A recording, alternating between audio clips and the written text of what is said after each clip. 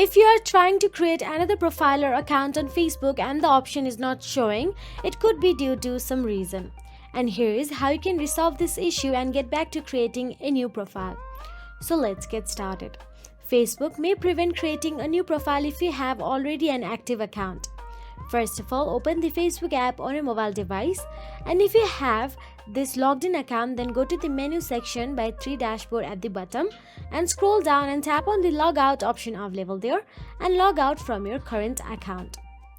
Once you log out and you are on the login page, you can see create a new account option available at the bottom. Simply tap on it and navigate to create a new account. Now tap on the get started option available there. Now follow the prompts to set up a new profile. So that is it.